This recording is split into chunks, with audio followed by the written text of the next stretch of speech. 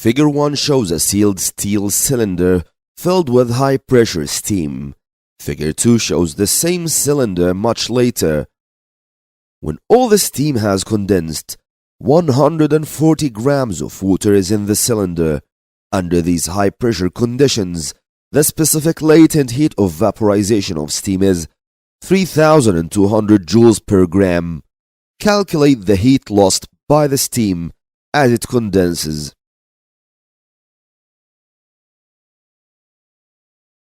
It's an only one way to answer all the calculations in physics. First is to identify the givens. Second is to identify what is requested to be calculated. Let's see the givens. You have 140 grams. This is the mass of water that has been changed from steam to water. This is the mass M. You also have the specific latent heat of vaporization, which is 3,200 joules per gram. And he wants you to calculate heat. Heat is a little confusing. What is heat? Some may think about heat as the specific latent heat of vaporization. Actually, you cannot call specific latent heat of vaporization as heat. Some may think about heat as the temperature. Also, you cannot call temperature as heat. Heat is heat energy, Q, the quantity of heat energy. So this is what he's asking for, Q.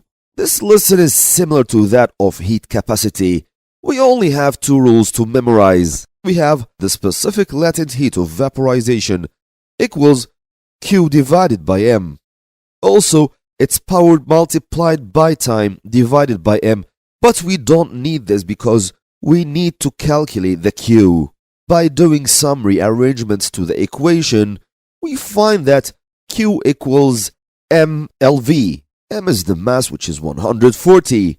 LV is the specific latent heat of vaporization, which is 3,200 joules per gram.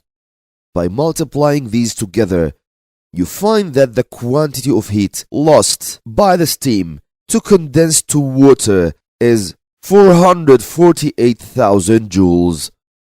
1 mark is given for the correct substitution and the use of the rule, and the second mark is for the final result.